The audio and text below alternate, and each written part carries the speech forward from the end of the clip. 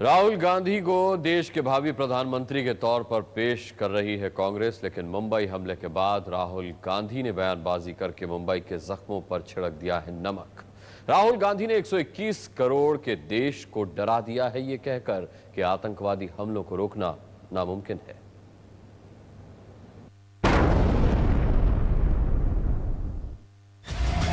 $121 करोड़ का देश और मुंबई शहर गौर से सुन ले। देश को चलाने वाली कांग्रेस पार्टी के सबसे प्रभावशाली महासचिव राहुल गांधी के इस बात को It is very difficult to stop every single terrorist attack.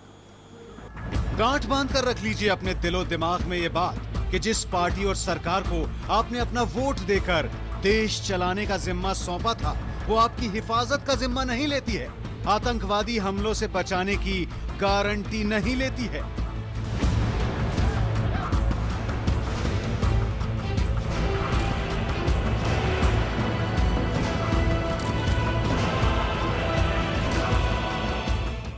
We will stop 99% of attacks.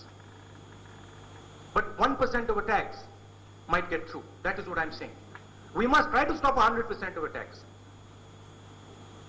But 1 or 2 attacks do get through.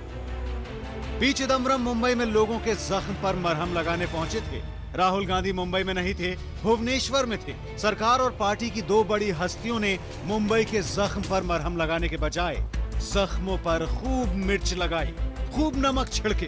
Bhubaneswar से भेजी गई राहुल गांधी की नमक मिर्ची से मुंबई के लोग तिल मिलाते नहीं तो क्या करते। हम लोग बोलते हैं ये फ्यूचर का प्राइम मिनिस्टर है, यदि इसके अभी मिनिस्टर नहीं और ये इतना गंदा स्टेटमेंट देता है तो मैं समझता हूँ कि ये बहुत गंदी बात है। और ये जितने भी कांग्रेसी लोग हैं, यदि वो देश के सच्चे सेवक हो तो उनको राहुल गांधी को छोड़ के निकल जाना चाहिए। उसको खुद को सिक्योरिटी सब हटा देनी चाहिए, ऑल ओवर मिनिस्टर का सिक्योरिटी पूरा हटा देना चाहिए।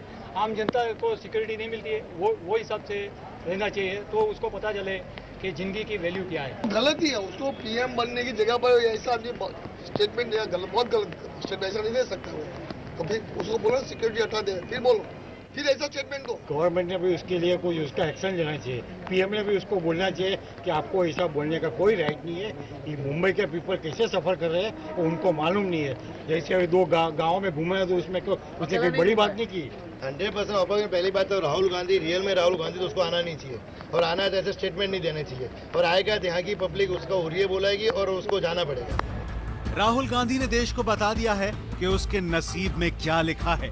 नसीब ये कि आतंकवादी आते रहेंगे, बम रखते रहेंगे, खुफिया एजेंसियां नींद में सोती रहेंगी और मुंबई के बेकसूर लोग मरते रहेंगे।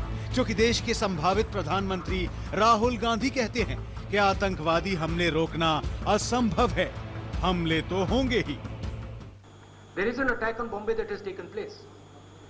But you would not have heard of all the attacks that have been stopped. So, it is something that we will fight. It is something that we will defeat. And it is something that we work towards. But it is very difficult to stop every single terrorist attack. Rahul Gandhi वो नेता हैं जिनको प्रधानमंत्री की कुर्सी पर बैठे देखने के लिए बेकरार हैं कांग्रेसी। देश के प्रधानमंत्री मनमोहन सिंह तक राहुल गांधी के लिए प्रधानमंत्री की कुर्सी छोड़ने के लिए तैयार बैठे हैं। लेकिन क्या राहुल गांधी इसी सोच और इसी गारंटी के लिए प्रधानमंत्री बनकर देश की बागडोर संभालेंगे कि 1-2 आतंकवादी हमले हो भी गए तो कौन सा पहाड़ टूट गया? हे लज्जास्पद आहे, खरोखर लज्जास्पद आहे, संतापजनक आहे आणि या विषयावरती आपण व्यवस्थित बोलूया, इकडे हॉस्पिटलच्या आवरात नको।